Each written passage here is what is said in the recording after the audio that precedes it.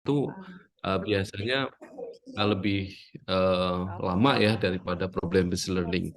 Nah, hal-hal seperti ini yang mungkin kita ke depan akan coba diskusikan terkait dengan pelaksanaan atau implementasi dari project based learning. Sebelum masuk ke P5, barangkali kita juga ingat ya bahwa sebenarnya di project based learning ini bagaimana sebenarnya siswa itu di apa ya namanya dituntun untuk bukan dituntun ya diarahkan untuk bagaimana mereka bisa membangun pengetahuan, kemudian mendemonstrasikan pemahaman baru melalui berbagai bentuk representasi. Jadi bukan pada hasilnya sebenarnya, tetapi bagaimana membangun pengetahuan itu bisa dilakukan oleh siswa.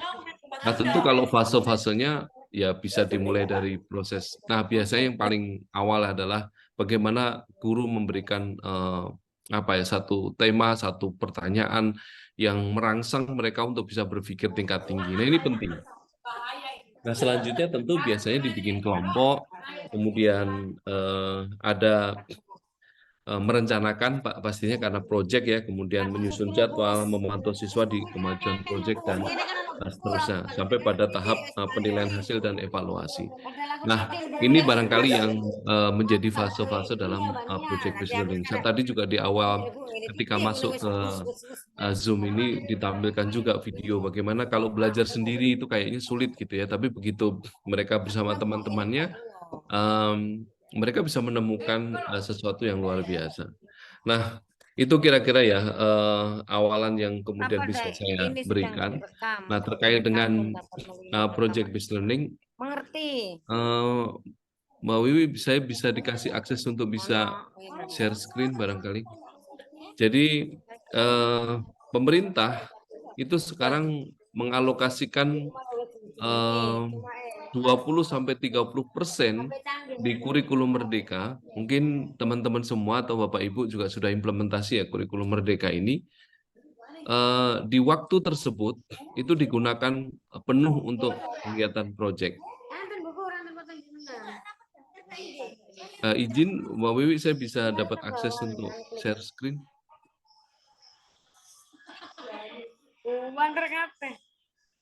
Nah, ini penting karena memang yang disadari di project based learning ini lebih terasa gitu ya. Aku gak krungu gembret. Nah, hasil yang kemudian diharapkan itu bisa lebih dapat gitu.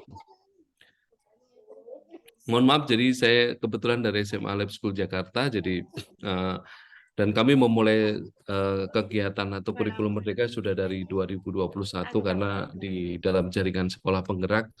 Jadi mungkin kalau teman-teman ada yang berasal dari SD atau SMP, barangkali nanti tinggal disesuaikan saja informasinya ya. Kemudian apa namanya case-case yang ada barangkali untuk SMA, tetapi saya coba nanti bagaimana supaya ini bisa apa namanya relate juga untuk pendidikan di sekolah dasar. Nah, kalau kemudian kita sadar bahwa Ki Hajar Dewantara itu pernah menyampaikan bahwa mereka tidak hanya memiliki pengetahuan saja tentang hidup rakyatnya, tetapi juga dapat mengalaminya sendiri dan kemudian tidak hidup berpisah dengan rakyatnya. Jadi anak-anak ini tadi ya, kalau kemudian desainnya itu project based learning itu bagaimana sebenarnya konsep Ki Hajar Dewantara ini diwujudkan dalam proses project based learning sehingga betul-betul mereka bisa mengalaminya, membangun pengetahuan, kemudian mereka bisa mendemonstrasikan melalui dan muncul pemahaman-pemahaman baru itu menjadi penting. Bapak Ibu, kenapa tadi juga di awal itu saya menyampaikan bahwa sekarang itu pemerintah sampai mengalokasikan 20-30% waktu di proses pembelajarannya itu untuk project based learning karena sadar betul apa yang menjadi visi pendidikan di Indonesia itu begitu luar biasa, yaitu mewujudkan Indonesia maju yang berdaulat, mandiri dan berkepribadian melalui terciptanya pelajar Pancasila. Nah, ada dimensi-dimensi yang harus dikejar, yaitu bernalar kritis, kreatif, mandiri, beriman, bertakwa pada Tuhan Yang Maha Esa, berakhlak mulia, bergotong royong, dan berkebinekaan global. Jadi kalau sekarang pendekatannya project, maka itu yang kemudian menjadi sesuatu yang memang harus dikejar. Karena nggak mungkin kondisi kita bisa tercipta dimensi benalar kritis, kreatif, mandiri, beriman, bertakwa, dan seterusnya itu kalau belajarnya sendiri-sendiri gitu ya. Jadi bagaimana bisa bergotong royong sendiri-sendiri gitu. Nah, inilah yang kemudian menjadikan kenapa sampai sekarang itu proses pembelajaran di kelas itu sampai dipotong hanya untuk melaksanakan proyek penguatan profil pelajar Pancasila. Ini yang menjadi visi ini menjadi luar biasa gitu ya. Saya agak cepat saja barangkali. Tapi sebelum ke proyek tentu teman-teman atau Bapak Ibu semua juga tahu ya bahwa yang menjadi karakteristik utama di kurikulum Merdeka itu sebenarnya ada yang pertama penyederhanaan konten fokus pada materi esensial. Sekarang mungkin tidak kita temukan lagi konten yang rasanya itu banyak gitu ya. Kemudian kalau belum waktunya itu yang sulit banget gitu enggak. Rasanya itu lebih sederhana. Kemudian fokus pada materi esensial. Kerasa banget sebenarnya. Kemudian yang kedua pembelajaran berbasis proyek yang kolaboratif, aplikatif, dan lintas mata pelajaran. Nah ini yang kemudian kita rasakan. Bahasa sekarangnya kolaboratif gitu ya. Karena yang dikejar adalah dimensi-dimensi dalam profil pelajar Pancasila tadi. Jadi bayangkan itu nggak akan bisa terjadi kalau tidak ada proses kolaborasi, kemudian aplikatif. Kenapa? Karena memang kalau mau project based learning, mau problem based learning itu dikasih yang kisah apa ya, ibaratnya masalah nyata yang memang terjadi. Jadi aplikatif. Kemudian lintas mata pelajaran. Ada project based learning yang berbasis mata pelajaran yang kemudian bisa dikerjakan. Kemudian ada juga yang kemudian memang proyek penguatan profil pelajar Pancasila. Jadi kalau proyek penguatan profil pelajar Pancasila tentu tidak bisa jadi tidak relate sama mata pelajaran karena lebih kepada proses-proses bagaimana kemampuan benalar kritis, mandiri, kreatif, dan seterusnya itu bisa tampak gitu ya melalui 7 tema. Tetapi bisa juga melalui mata pelajaran. Misalnya kita lagi belajar tentang hukum hoax misalnya, kemudian dikasih satu proyek yang bisa dikerjakan bareng-bareng, nah itu bisa dilakukan. Kemudian rumusan capaian pembelajaran dan pengaturan jam pelajaran yang memberikan fleksibilitas untuk merancang kurikulum operasional. Jadi karakteristik yang ketiga itu lebih fleksibel. Dulu di kurikulum 2013 kita dibatasi ya dengan ada KD1, KD2, KD3, dan seterusnya. Itu tidak fleksibel. Kalau saya mau kerjasama dengan guru, saya guru fisika misalnya, saya mau kerjasama dengan guru matematika gitu ya, sekarang lagi bahas tentang vektor, ternyata di matematika itu nanti diajarkannya kapan, maka akan sulit. Atau misalnya dengan guru biologi atau kimia, itu karena KD-nya itu terpisah dan sudah diberikan sudah diberikan waktu masing-masing gitu ya. Kita nggak bisa langsung ke KD 4.3 gitu sebelum menyelesaikan KD 4.1. Nah itu sulitnya. Itu praktikal ya. Nah, kalau sekarang lebih fleksibel karena Bapak Ibu bisa mengatur tujuan pembelajaran sama alur tujuan pembelajarannya itu dengan lebih mudah gitu. Nah itu sebenarnya yang kemudian kita harapkan terjadi. Nah ya, saya akan langsung ke proyek saja. Jadi kalau proyek penguatan profil pelajar Pancasila itu bagian dari itu proyek atau problem based proyek. Jadi karena prosesnya yang kemudian kita ingin kuatkan. Ya. Jadi karena merasa pelajar Indonesia merupakan pelajar sepanjang hayat yang kompeten, berkarakter, dan berperilaku sesuai nilai-nilai Pancasila. Nah ini kuat sekali. Kemudian panduan juga di sana sudah diatur bahwa proyek penguatan profil pelajar Pancasila dirancang terpisah dari intrakurikuler. Jadi Bapak Ibu yang mungkin ngajar gitu ya, mata pelajarannya apa, itu bisa tetap bikin proyek mata pelajaran. Tapi kalau proyek penguatan profil ini nggak harus relate sama mata pelajaran gitu, harusnya terpisah dari mata pelajaran. Tapi misalnya kayak kelas 10 SMA atau SMP, itu semua guru terlibat di dalam proyek penguatan profil pelajar Pancasila. Intinya proses itu yang pengen sekali Dari ditekankan mana gitu ya, jam supaya Enggak, nih eh, enggak jangan. Kan nak mau buka muka dia mana? supaya memang hasilnya dapat dapat dapat dirasakan gitu ya. Impact-nya itu betul-betul dapat dirasakan. Kita dapat profil pelajar yang memang dia tuh mandiri, kemudian berkebinekaan global, punya jiwa gotong royong, benalar kritis gitu ya, beriman bertawa pada Tuhan Yang Maha Esa gitu. Jadi critical thinking-nya jalan, kreativitas juga jalan gitu. Itu yang kemudian diharapkan. Nah, ini bagian-bagian yang kemudian gambaran penerapan profil pelajar Pancasila di satuan pendidikan. Jadi ada di situ intrakurikulernya, makanya dia berada di dalam lingkup intrakurikuler, kemudian ada proyek penguatan profil pelajar Pancasila, ada ekstrakurikuler, kemudian oh ya ada maksudnya di dalam lingkup budaya sekolah, kemudian di dalam budaya sekolah itu ada intrakurikuler, ada ekstrakurikuler, kemudian ada proyek penguatan profil pelajar Pancasila. Makanya sebenarnya dia masuk di dalam proses intrakurikuler itu. Tapi boleh nggak sih saya melaksanakan proyek mata pelajaran? Boleh saja bikin proyek learning. Jadi jangan sampai ketika misalnya kita masuk di kurikulum yang baru itu seakan-akan semua baru gitu. Maksudnya seakan-akan profil pelajar Pancasila itu terus meniadakan project based learning di dalam mata pelajaran, enggak juga gitu. Jadi itu tetap bisa jalan. Problem based learning juga tetap jalan. Jadi proses inquiry-nya tetap jalan. Jadi itu yang kemudian apa namanya kita tidak kehendaki, seakan-akan kalau sudah ada proyek penguatan profil pelajar Pancasila, project based learning yang lain tidak jalan. Itu enggak ke arah sana gitu ya. Nah, kemudian ini yang terjadi di elemen-elemen dimensi dan elemen profil pelajar Pancasila.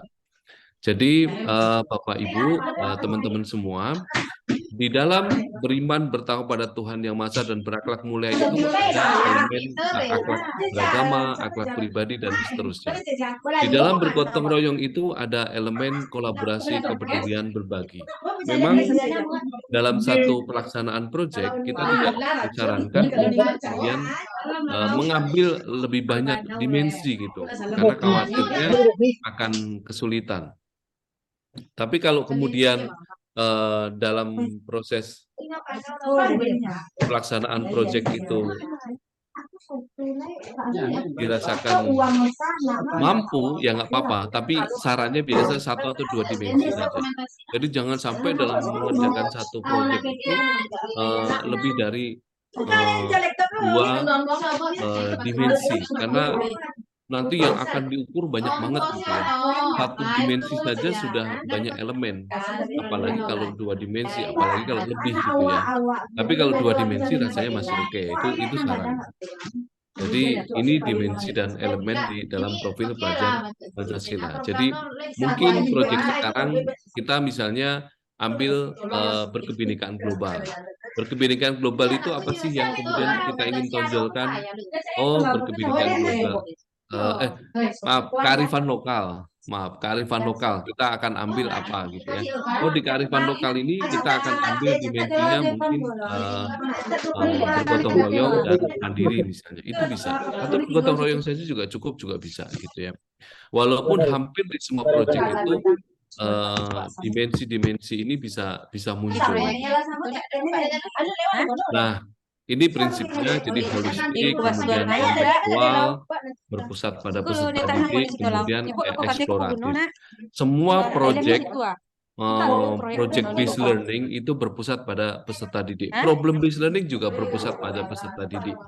Ya, jadi guru itu sebagai fasilitator.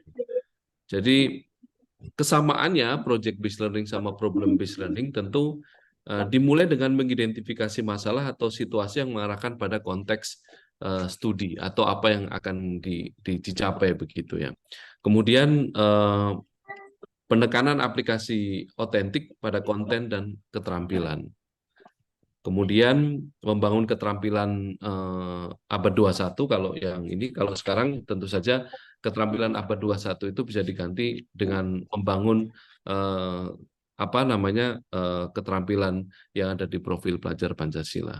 Jadi itu yang kemudian kita kita bisa lakukan. Nah, alur perencanaan proyek itu yang pertama membuat tim fasilitator proyek penguatan profil pelajar Pancasila. Ini kalau di tingkat misalnya sekolah gitu ya. Jadi kita bikin fasilitator dulu siapa.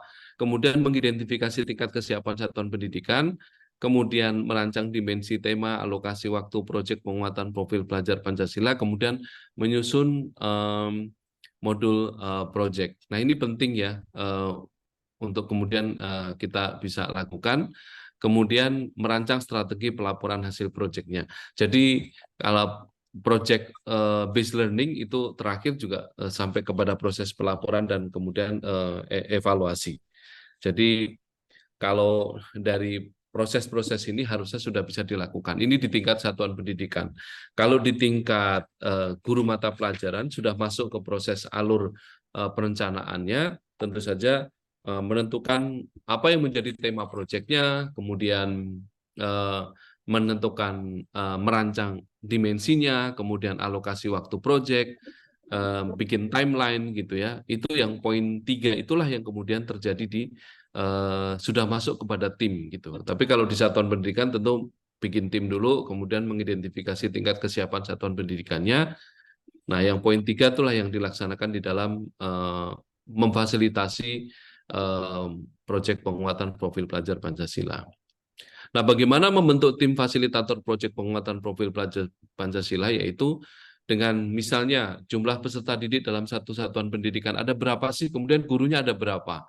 Karena yang kemudian diakui 2JP itu hanya misalnya maksimal satu orang ada di 3 rombel saja. Jadi satu rombel itu diakui 2JP gitu, tapi maksimal 3 rombel.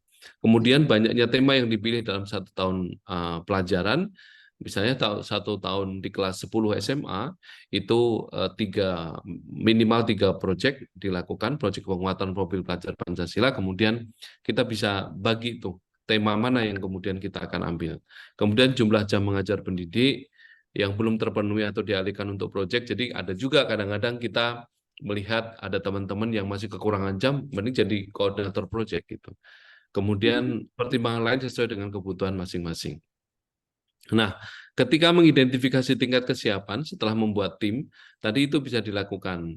Seberapa banyak pendidik yang pernah melaksanakan pembelajaran berbasis proyek, artinya pembelajarannya berbasis proyek gitu ya, pakai project based learning misalnya. Oh, itu diidentifikasi, oh segini gitu ya. Kemudian kalau sudah oke 50%, di atas 50% misalnya, apakah pembelajaran berbasis proyek sudah menjadi kebiasaan satuan pendidikan? Nah, kalau sudah bisa dilanjutkan, apakah proyek sudah terjadi lintas disiplin ilmu? Misalnya ada proyek kewirausahaan melibatkan mata pelajaran yang lain, misalnya ada ekonomi, ada seni budaya, misalnya karena dia bikin iklan, dia bikin apa namanya tampilan iklan baik cetak maupun apa namanya non cetak. Kemudian dia juga bikin proposal bisnis misalnya. Nah, ini penting. Kemudian, apakah satuan pendidikan memiliki sistem yang mendukung pelaksanaan proyek misalnya? Nah, ini juga penting kemudian kita bisa lakukan. Apakah sudah ada keterlibatan mitra? Nah, ini tentu tahapan lebih lanjut ya. Tapi tahapan awal itu bisa dilakukan hanya seberapa banyak gurunya yang sudah melaksanakan itu, sama seberapa besar kebiasaan guru itu dalam satuan pendidikan untuk melaksanakan proyek. Ini ada tahap awal, tahap berkembang, tahap lanjutan, kemudian, nah ini tema-temanya Bapak Ibu yang bisa dipilih, ada gaya hidup berkelanjutan, ini dari SD sampai SMA.